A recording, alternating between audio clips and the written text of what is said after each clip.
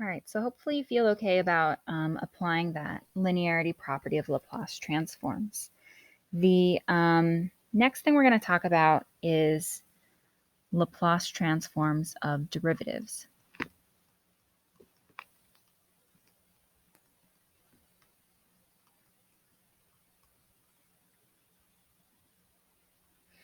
And so sort of if we want to use Laplace transforms to solve differential equations, we need a special property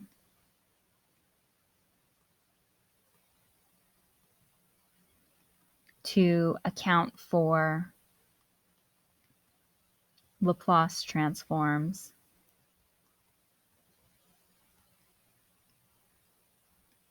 of derivatives. The reason for that is because a derivative would be something like y or y double prime, so on and so forth. Those show up in differential equations, so if Laplace transforms are going to apply, we're going to need them.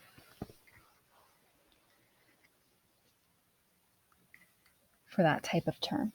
And so, actually, I'll make it a proper sentence.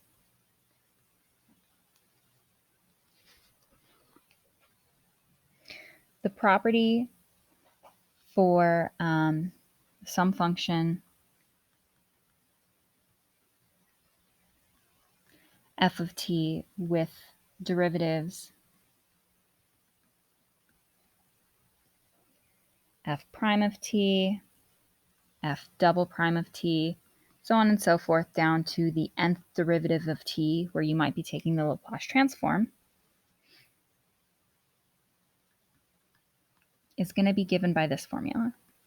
If you want to take the Laplace transform of the nth derivative of any function, it's going to be s to the nth power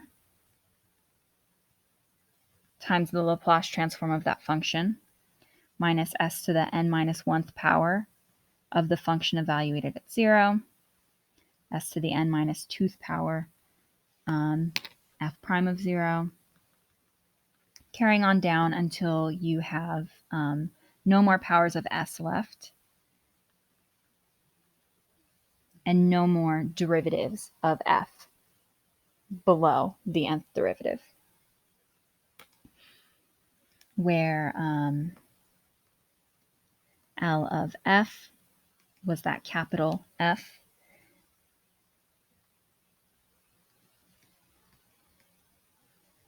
and f0, f prime of 0, so on and so forth.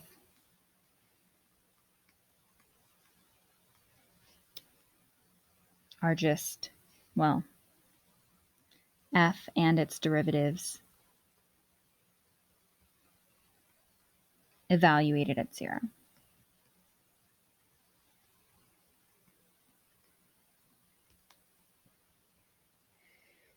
And so we're going to look at an example of this using y, because this is the general rule for how to take a Laplace transform.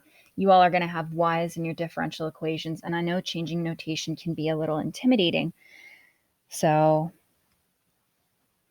that's what we're going to look at.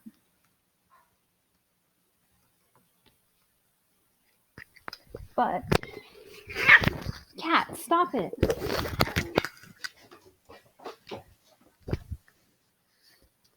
Sorry, cat just had a problem and I lost my pen dealing with it. Okay. So, sorry about that. So we're going to look at L of y triple prime, which is the third derivative of y.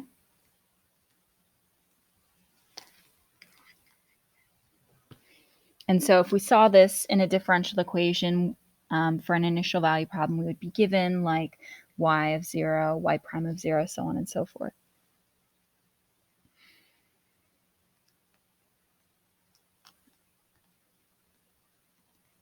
And so I'm just going to remind you of the form of this, s to the n times capital F of s.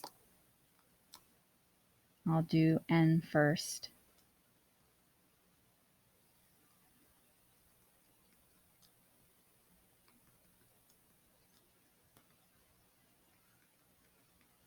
And then we'll kind of go through and change all these things to look like they do for our problem. So our n is 3. This is the third derivative. So I'm looking at s to the 3 times something minus s squared times something minus s times something minus no more powers of s, so just 1 times something. And then my capital F of s is L of y, so that's just going to be capital Y. And then my little f of 0 is just little y of 0.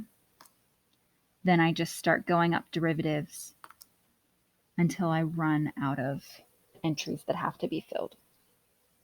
And that's how you would take the Laplace transform of the third derivative of y. And I'm going to erase this thing right here. Well, actually, I'll leave it. I'll just put it in parentheses maybe. Should have done it with a different color. Where y is just the Laplace transform of little y. Okay, so we're going to try one more, and maybe while I'm talking through it, you could try to do it on your own.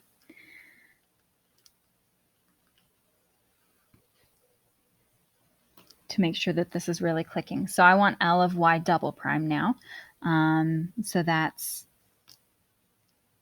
2 derivatives. So I'm going to go ahead right away and say my first term is going to have an s squared.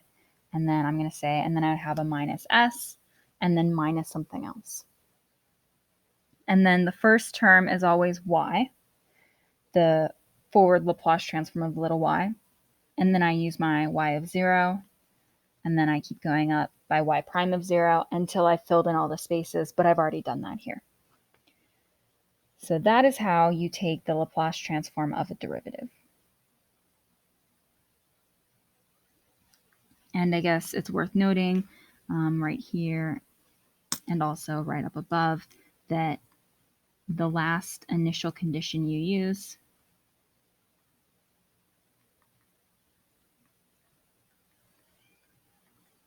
is 1 derivative lower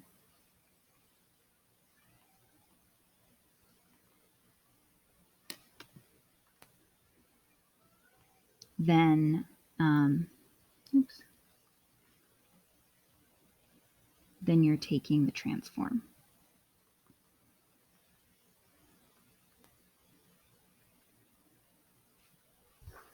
So you can remember that that's where you're supposed to stop, or you can just do it the way that I did, where I sort of wrote out the number of s's that I would have and then just increase my derivatives at the end and then stopped when I ran out of places to fill. Either way works. So in the next video, I'll kind of talk through the steps for how to solve a differential equation now that we know this last piece, and then we'll do some examples.